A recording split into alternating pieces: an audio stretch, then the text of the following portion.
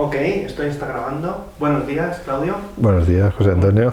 ¿Cómo estás? Bien, bien, con otra película y con otra de nuestras entrevistas, que ya empieza a ser los próximos estrenos. Si no vienes, me parecerá que no he estrenado. Sí, es verdad. Por fin estrenas, ¿no? Sí, bueno, he tenido yo, como tantos colegas, las aventuras ligadas a esta situación tan extraña de la COVID. La película se tenía que haber estrenado en abril, evidentemente estábamos en pleno encierro, no se estrenó y mira, ahora también gracias al tesón de la Filmoteca de Cataluña y del otro coproductor, de Film 59 y de Pere Portabella, aquí estamos presentando la película al público en la Filmoteca. Y yo siempre empiezo preguntando por qué hacer cine, ya te lo he preguntado. En este tiempo de espera, ¿qué se hace cuando se tiene una película y ves que no puedes estrenar? ¿Cómo se lleva emocionalmente? Mira, yo lo he llevado muy bien porque he hecho otra película mientras. Yo cuando no hago pelis hago otra. Exactamente. Se tenía una película pendiente sobre la zona de Italia donde yo he nacido y cuando empezó el encierro pensé, esta es la mía, y efectivamente la he rodado. Así que, digamos, para mí han sido meses de muchísimo trabajo. La he rodado por teléfono, obviamente, o sea, trabajando con los varios operadores desde aquí, ¿no? Pero no he parado.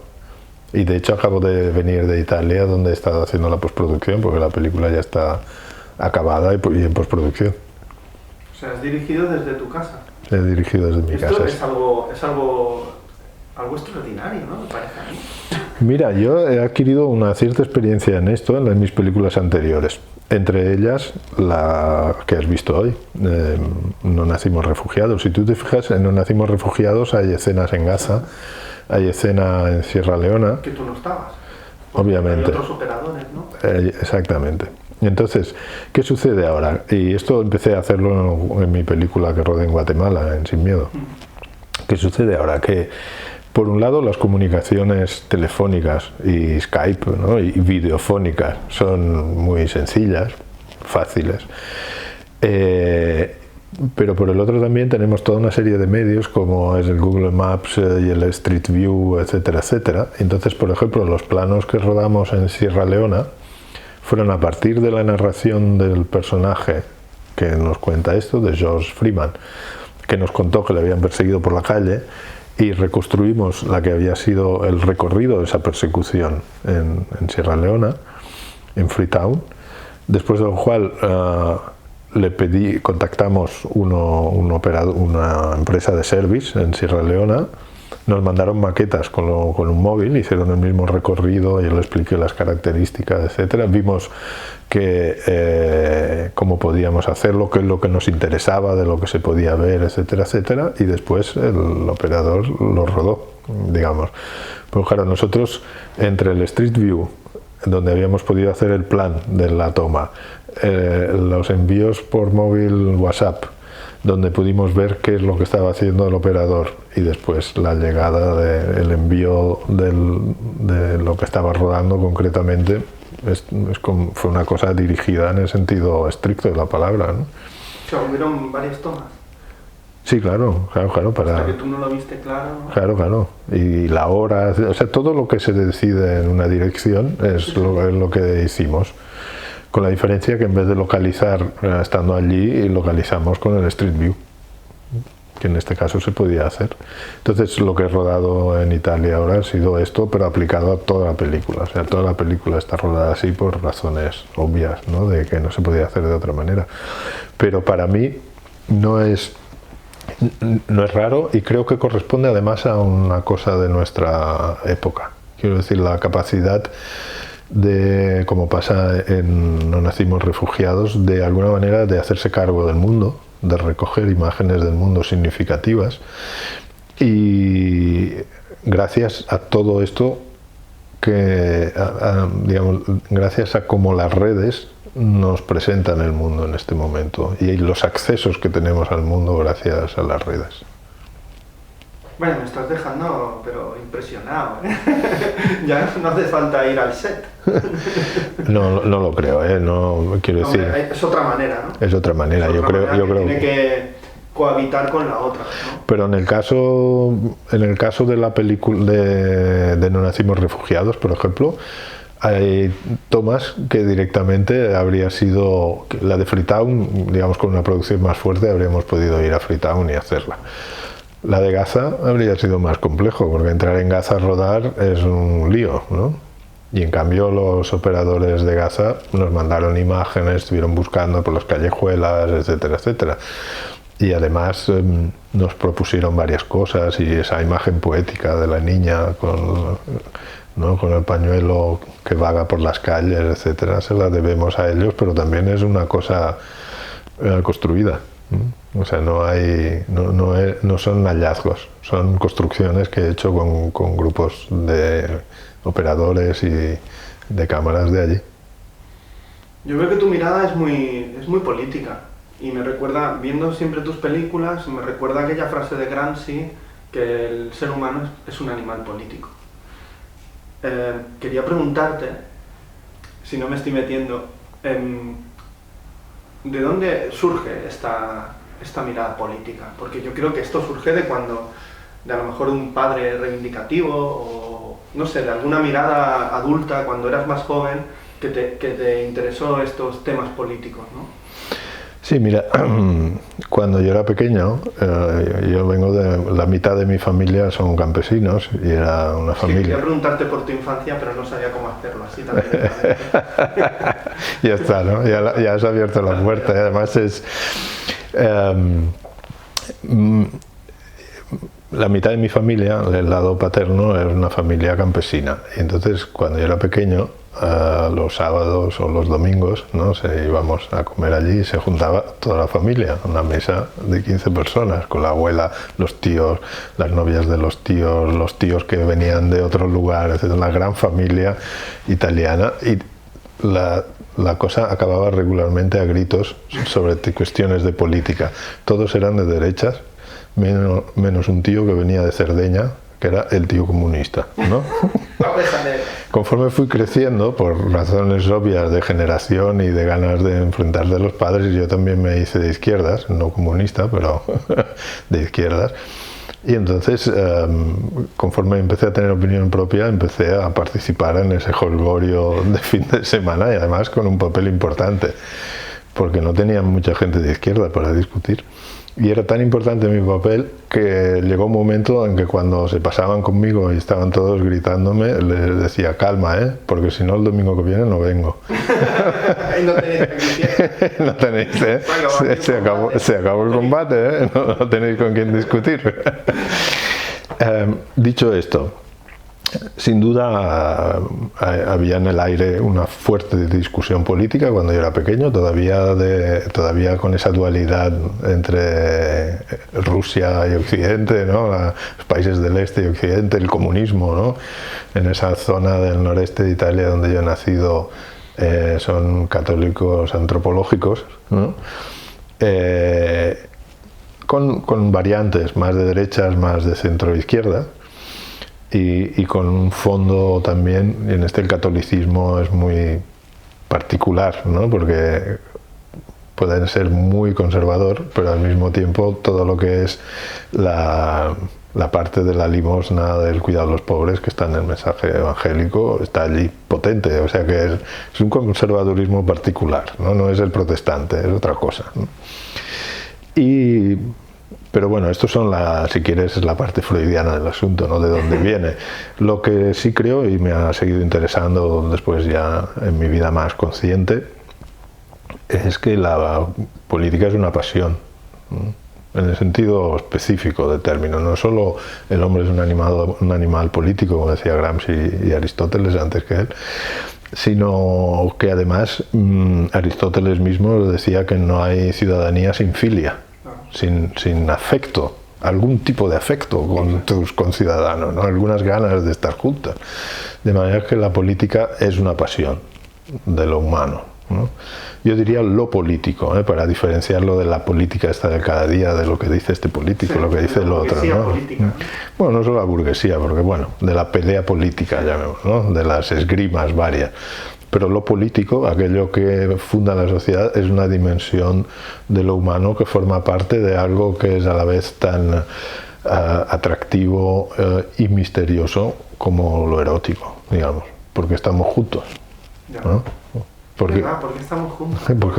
Porque con la tierra tan vasta que hay, vacía, ¿no? ¿No? Porque estamos juntos, cómo nos organizamos, qué es lo que nos mantiene juntos, cuáles son los fundamentos de la ética común, ¿no? Etcétera, etcétera, etcétera. Por lo tanto, pero en fin, yo creo que este es un tema que es interesante que me provoques sobre este tema, porque es obvio que en la película de la que estamos hablando, No nacimos refugiados, hay una pregunta sobre esto, porque cuando cuando una sociedad se rompe, ¿no? Y empieza una guerra, o se rompe sobre otros temas, porque en la película no se habla solo de guerras, también se habla de sociedades que están encarando procesos de transformación, que viven como procesos dolorosos y complejos y no pueden admitir que haya activistas gays, por ejemplo, ¿no?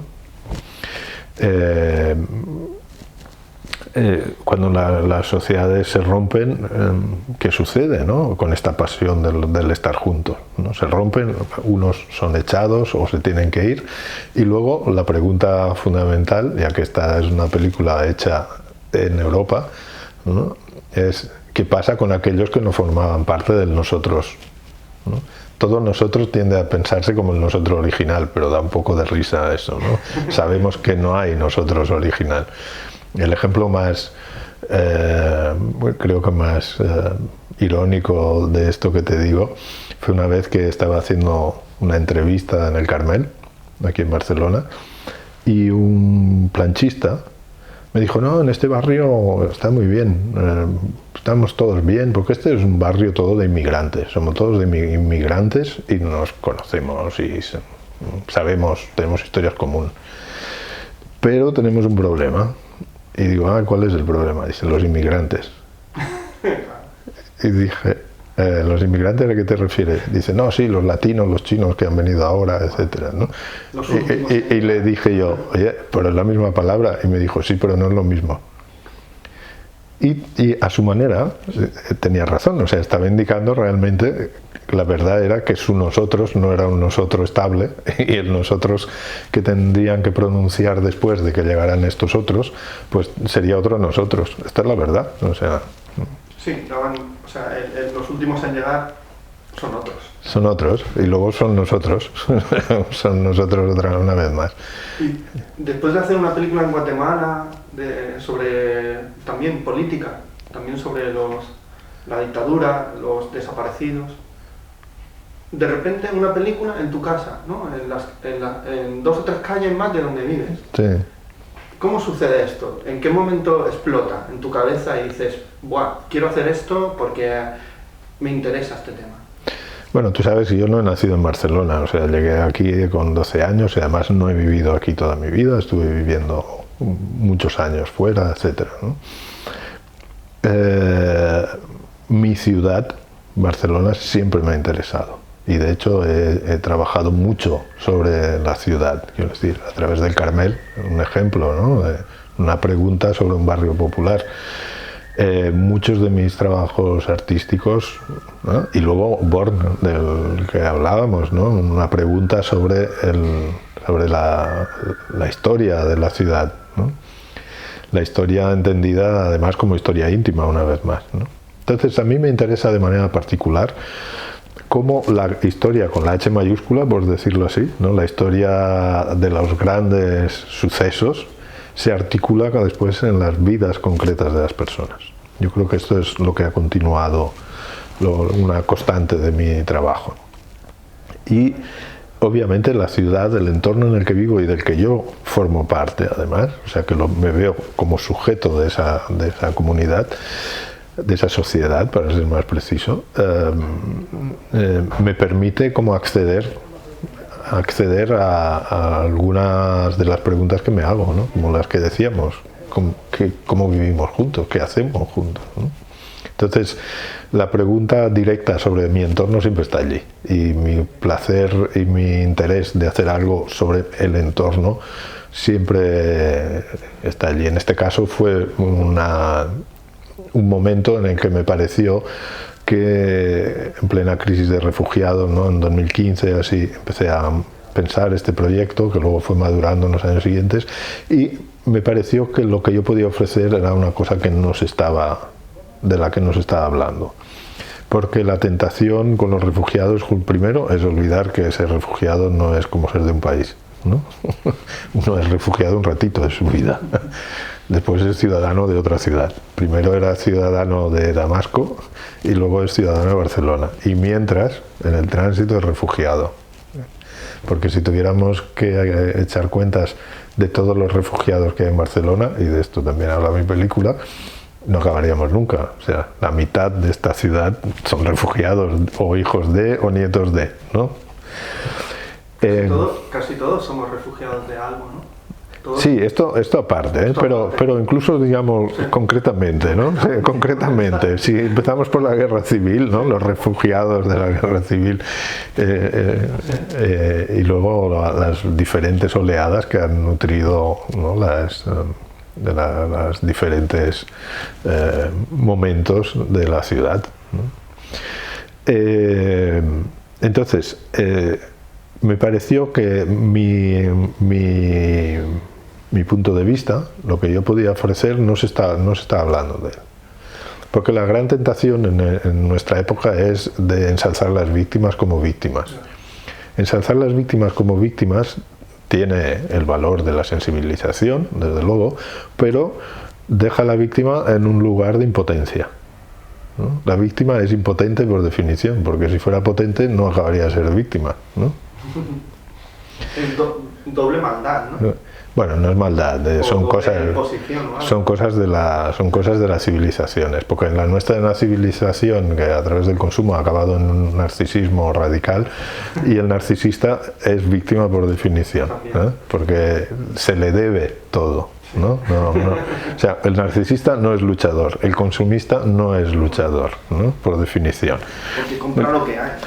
No, y porque no elige, ¿no? Y porque la idea de sacrificio supone pasar por unos momentos en que tú mismo te hallas en una situación de debilidad, de lucha, y como nos han enseñado las grandes películas, a los héroes siempre se le machaca la cara en algún momento, ¿no? Véase Marlon Brando, ¿no? Cada película... Cada película... Buenas películas, que las recuerdas más, ¿no? Claro, ¿no? Y claro, el hecho de pasar, digamos, usando esta imagen, ¿no? El hecho de que te machaquen la cara para un narcisista es insoportable. Por definición, ¿no? Basta mirar Facebook, ¿no? Que todos son caras bonitas, ¿no? Pues esto, ¿no? Entonces, el problema de ver a los refugiados y a otras personas, no, en este caso estoy haciendo un discurso más general, como víctimas, las pone en un lugar de impotencia. Y entonces, de alguna manera yo quería recuperar el lugar de la potencia de estas personas. Porque para decidir romper con tu entorno, decidir largarte de tu país, atravesar el Mediterráneo, o no, porque no necesariamente es esa la vía, o sea, puedes también coger un avión y montártelo para llegar, o lo que sea, o llegar aquí como turista, o coche, o lo que sea, o andando, lo que sea, pero el hecho es que hacer ese acto... De hecho, uno de los tuyos tiene coche. Sí. Qué pedazo de viaje, son miles de kilómetros.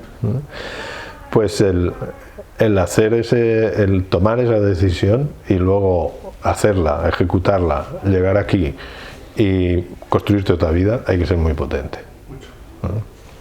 Y lo que me interesaba a mí era justamente como bucear en esa lección de potencia vital y de potencia subjetiva, y no, en este caso, dejar de lado el asunto de la víctima, que también lo son en términos generales, pero demostrar más esa lección de potencia y de capacidad de decidir y de asumir las consecuencias de los actos, ¿no? Yo creo que Boris dice: yo soy exilado porque he decidido asumir que si estaba haciendo una lucha política me podía tocar esto.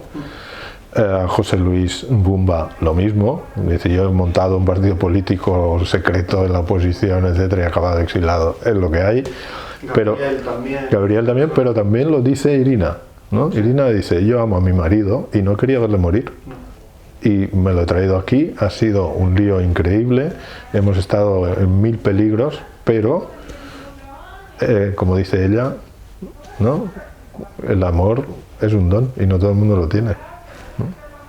Es una potencia. O sea, ella, que podría estar interpretando quizás la historia más fácilmente leíble como la historia de una víctima, puesto que era una persona que ni estaba luchando, ni tenía ideales particulares, ni nada, simplemente tenía una vida familiar que se le desmorona a causa de una guerra, pero no directamente, nadie la amenaza a ella directamente, sino que a causa de la guerra puede ver morir su marido en un hospital y decide tomar las riendas de su destino y venirse aquí por amor, ¿no? Por lo tanto, son 8 historias de 8 personas potentes y no de 8 víctimas. Sí, de 8 personas muy valientes y sobre todo muy resistentes, que saben, conocen su condición y han dicho, no, yo voy a seguir cueste lo que cueste, que tenga que vivir en la calle, tenga que ser, que me traten peor que un animal, o sea, aquí adelante, porque no tengo otra, porque yo pienso así y me ha pasado esto. Sí, no tengo otra, pero no es solo porque el destino te pone de cara a decir no tienes otra, a la has pringado, ¿no? Sino es una elección. Sí, sí. ¿No? En este sentido, ¿no? Lo aceptan. En ese sentido, ¿no? Es decir, si yo pienso esto y me puede llevar al exilio, pues el exilio es lo que me toca. ¿Qué le vamos a hacer? ¿No? Sí. Voy a asumir, ¿no? ¿Por qué eliges a estas 8 personas y supongo que entras en contacto con ellas a través de Càritas Diocesana de Barcelona o de la Asociación Catalana de Ayuda al Refugiado, puede ser? Hay de todo, hay de todo. O sea, las 8 personas están escogidas de manera específica con un plan, que es, el plan es mostrar una dispersión geográfica, o sea, mostrar que la cuestión, ya que ahora mismo está muy focalizada en la guerra en Siria y quizás en Afganistán, pero recordar al público que no se trata solo de Siria, ni mucho menos, ¿no? Sino que hay problemas que puedan llevar al refugio, los hay en muchas otras partes del mundo. En mi película aparecen 2 personas que vienen de Siria, desde luego, pero también aparece una persona que viene de Gaza, con una historia que no es la que te esperas, además, ¿no? Aunque es un luchador contra el Estado de Israel, no es el Estado de Israel que le obliga sino sus propios connacionales que le obligan al exilio. Pero luego hay una persona latinoamericana y luego hay 3 personas que vienen de África, ¿no? Y una persona europea, de Ucrania, ¿no? Hay una voluntad en esto de decir... Una viene de una excolonia española. Exactamente, exactamente, que es una historia olvidada, ¿no? Es una historia olvidada, la historia de la excolonia. Que no pasó nada allí, que ahora ya son libres, ¿no? Sí. No, parece ser. Había también un documental hace poco, El escritor del país en librerías, ¿no? Que también focalizaba la historia de Guinea a través de un escritor. Sí. Y como te decía, o sea, hay una voluntad de mostrar diferentes razones de acabar exilándose y diferentes lugares del mundo donde eso es posible, para que el público europeo o que vea estas películas, o también latinoamericano, porque digamos en esto cada uno está muy centrado en sus asuntos. Estoy seguro que para el público latinoamericano la historia de George y de su problema de ser activista que hay en Sierra Leona le parece una cosa extraña. Y al mismo tiempo con resonancias, porque yo tenía muy claro que quería que una de las historias estuviera centrada en cuestiones de LGTBIQ+, y que uno de los candidatos a contar esta historia era un refugiado por cuestiones de estas, de orientación sexual, que venía de Honduras. Por lo tanto, la historia habría podido ser la de George o la de esta persona que venía de Honduras, ¿no? Pero la película tiene un proyecto, que es el proyecto de mostrar el mundo bajo la luz de la problemática que puede llevar al exilio, y el exilio es la otra cara del asilo, ¿no? Uno es exilado y los otros y acaba por ser demandante de asilo, y la otra eran los motivos. Y luego un segundo eje temporal. Quería que hubiera personas que nos hablaran de esa experiencia desde mucho antes que ahora, porque creo que la guerra de Siria ha hecho como que de pronto las personas se han dado cuenta que hay refugiados, ¿no? Y en cambio en Europa, por ejemplo, en los 70 hubo una oleada enorme de refugiados que venían de Latinoamérica, huyendo de las dictaduras provocadas, de los golpes de Estado provocados por Estados Unidos. Aparte, actores argentinos un montón vinieron. Intelectuales de todo tipo. Y de hecho, me decías de dónde, cómo los había contactado. La historia del músico y compositor Gabriel Brenchich, que es chileno pero vivía en Argentina, y desde Argentina se tuvo que exilar en el momento justo antes del golpe de Estado, porque la cosa ya estaba lo bastante caliente, tal como explica en la película.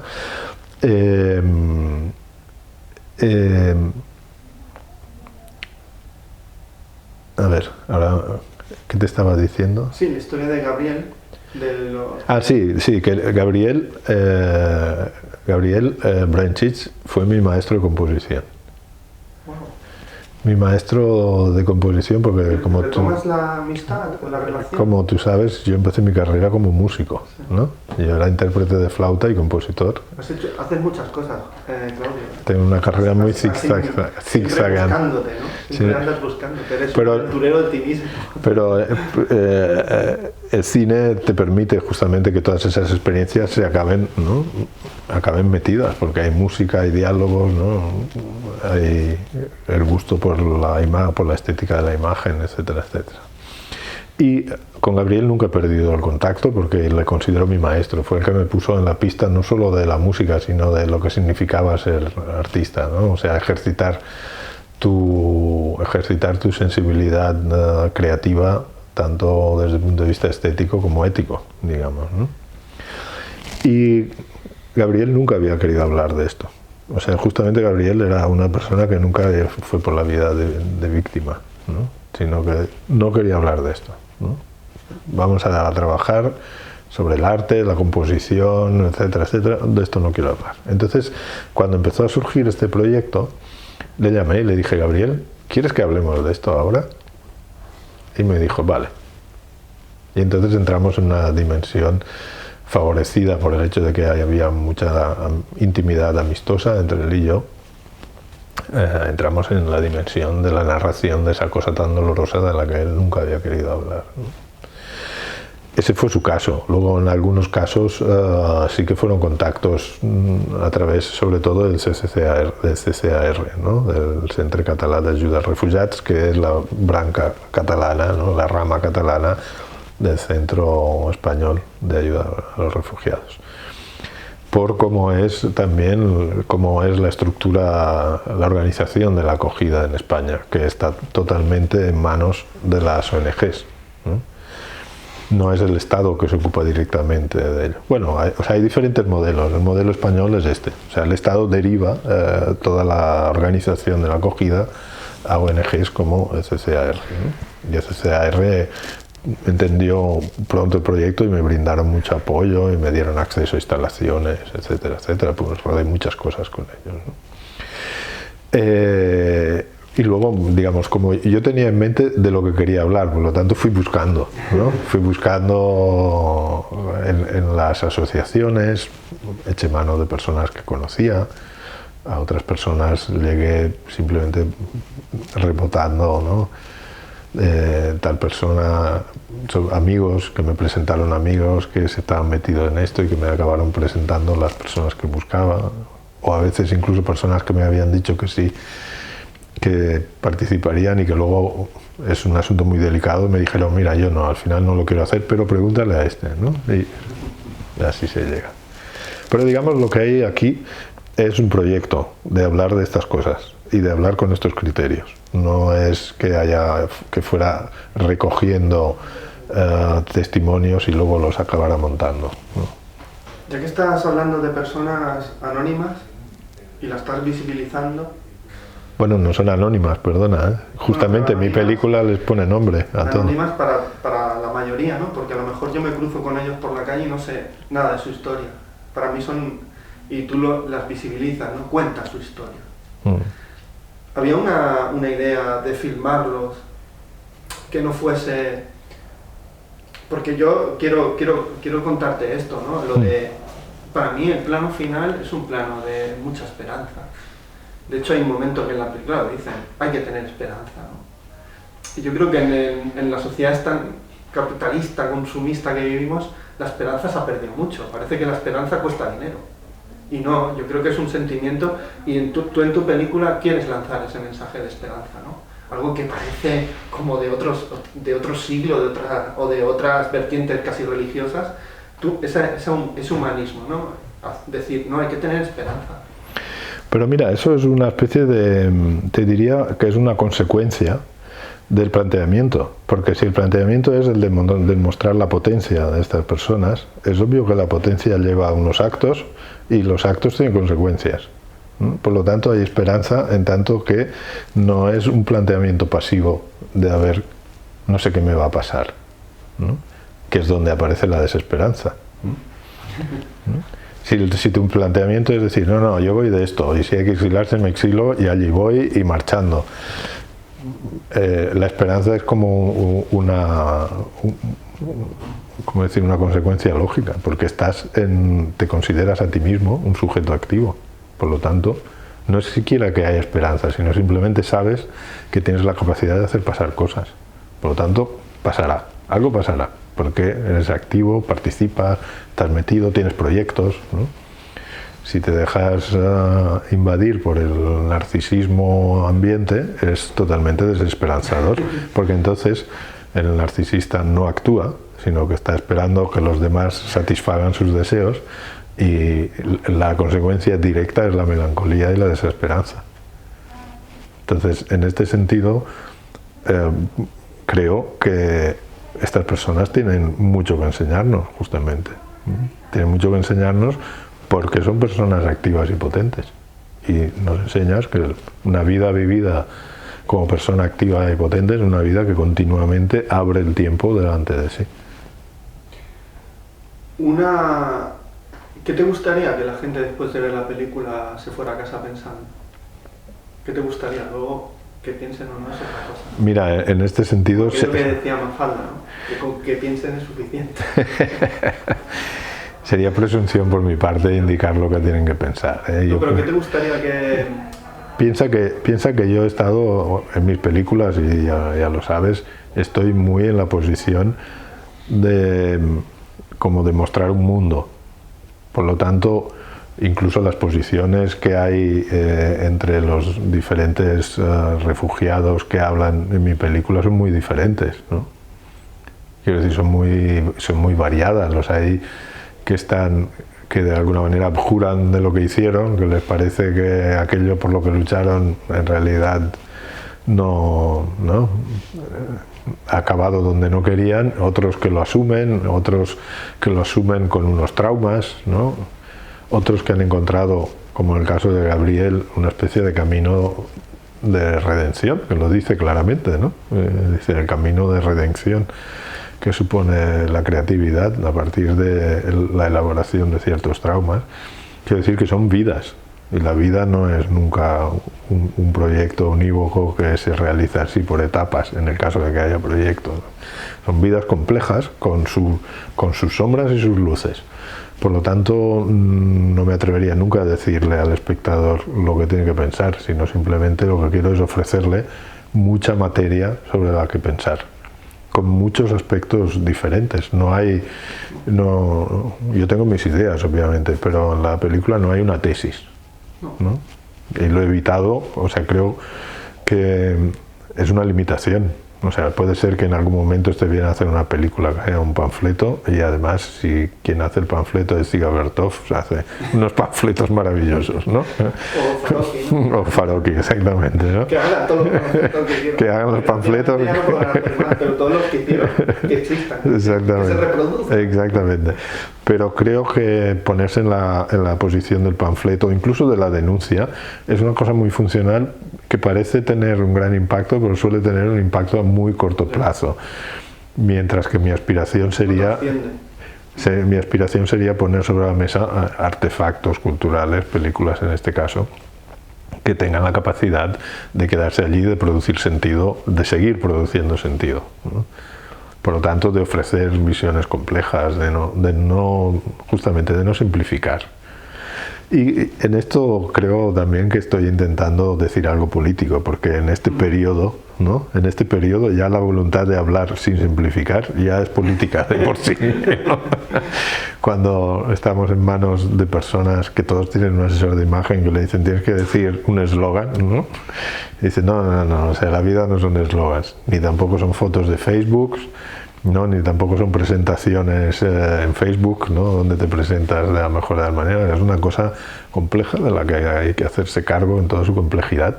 Y aquí van 8 ejemplos de personas que las han pasado canutas y que se han hecho cargo de esas dificultades y que nos muestran una lección compleja, no siempre, digamos, no redonda, porque no hay nada redondo en la vida,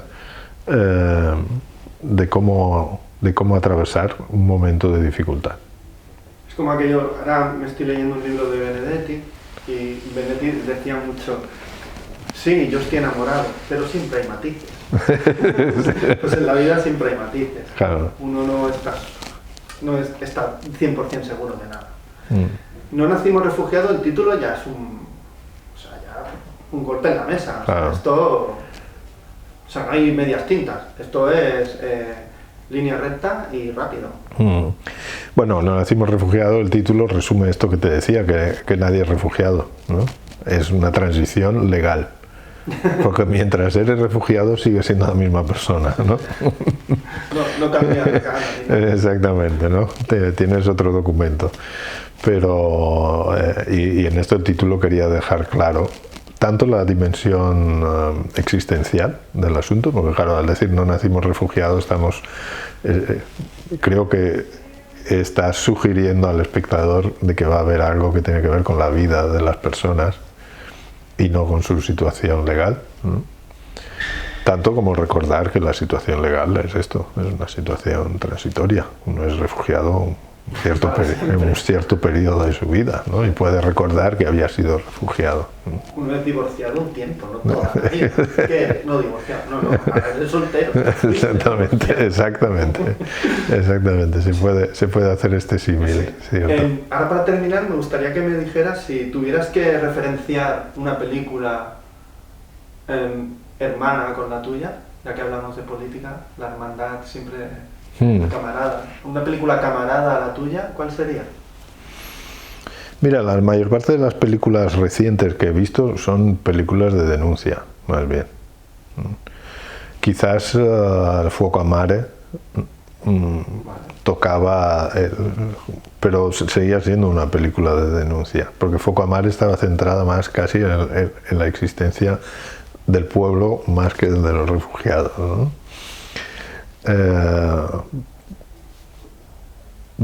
De hecho yo diría que son más las ficciones que los documentales lo que me ha interesado, porque claro, la ficción justamente es como se aborda en nuestra sociedad la cuestión del sujeto, ¿no? La cuestión de la subjetividad, de lo que le pasa a uno por dentro, y de hecho en mi película hay varios planos que son claramente que le deben a la retórica de la subjetividad en el cine. Hay el plano subjetivo de la mirada de George, que está contando que durmió en la calle, y la cámara hace un plano como que mira a la calle y luego se acuesta, ¿no? O al comienzo de la película los sueños, ¿no? Los sueños de Mahmoud. Que empieza con un sueño, ¿no? Exactamente, claro. Cuando se habla de un sueño estás ya en una lógica cinematográfica de otro tipo, ¿no?